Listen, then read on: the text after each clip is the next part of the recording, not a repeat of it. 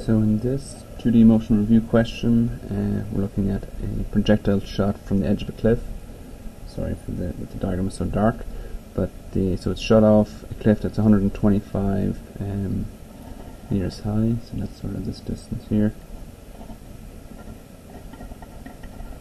and it's shot with an initial speed of 105 meters per second at an angle of 37 degrees.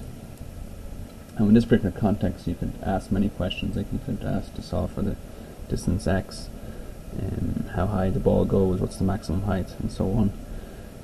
But for this particular question, it's asking to determine the magnitude and direction of the velocity of the projectile at the instant just before the projectile hits point P. So to find the magnitude of the velocity of a projectile in any instant, you need to know the x and y components of that particular projectile in order to solve for the velocity. So I can write that the velocity in any particular instant is going to be the Pythagorean sum of the x component and y components.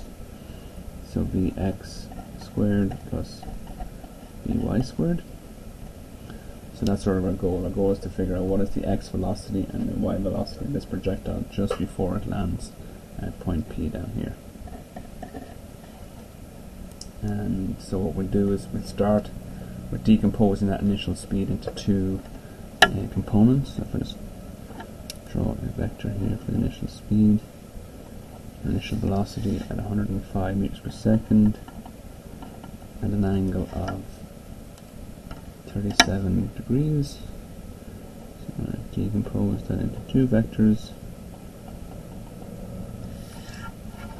So I know that the Vix, which will just be constant over time, will be that Vi times the cosine of that angle, 105 meters per second times the cosine at 37 degrees, and that turns out to be 83.9 meters per second. So since it's a pretty small or a smallish angle, most of that 105 is in the x direction. And the initial y velocity is going to be that initial velocity times the sine of that angle. And that gives us 63.2. Okay, so we assume that this is a frictionless system, which is a good assumption to make for a 2D motion problem. And this x velocity will be equal to the final x velocity, since there is no change in the x velocity for a projectile. But the y velocity does change, and it's in constant acceleration. Acceleration due to gravity, 9.8 meters per second squared, downward. So we're not given the time, although you could solve for the time of flight also. It's a little more challenging. But since we do know the delta y, we can solve the final y velocity without considering time. So I know that v final y squared is equal to vi y squared minus 2g delta y. So the final y velocity will be equal to the square root of this entire, take the square of both sides. So the final y velocity will be the square root of that initial y velocity, the 63.2 meters per second squared, minus 2 times 9.8 meters per second squared. And this is a negative change in y. I'm assuming a downward and negative direction. This is why the negative sign is here for g. And this is a negative 125 meters. And that works out to be 80.3 meters per second. So that's the final y velocity.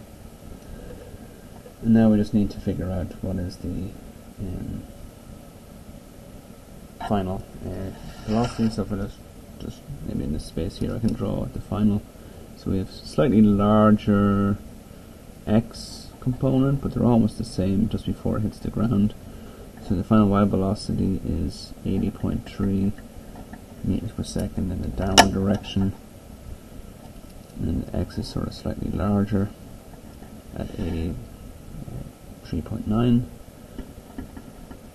And then you just do a Pythagorean sum of those two velocities to give you the actual final velocity. Oops. So this is the v final we're trying to solve. So applying this top formula here, we can solve that the final velocity will be the square root of 63 point, oops, sorry, what was it, 83.9 meters per second all to be squared, plus the y component squared. This will give us the magnitude. Then we have to do some trig to figure out the angle. So this works out to be 116 meters per second. So that's the magnitude of v. So determine the magnitude. We have to figure out the direction. So you could choose which angle you want to determine. I'll probably go ahead and determine this angle. So this is the angle clockwise from the positive x-axis. So theta would be the tan inverse of the y component, 80.3 meters per second, divided by the x component, so opposite over adjacent. And this works out to be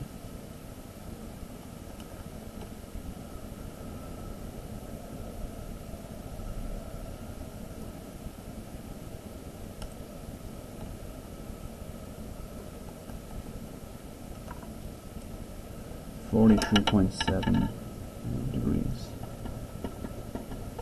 So it's clockwise from positive x-axis. And sometimes this angle, if you go clockwise, the convention, clockwise angles on the positive x-axis are labeled as negative angles. And that would be the complete answer,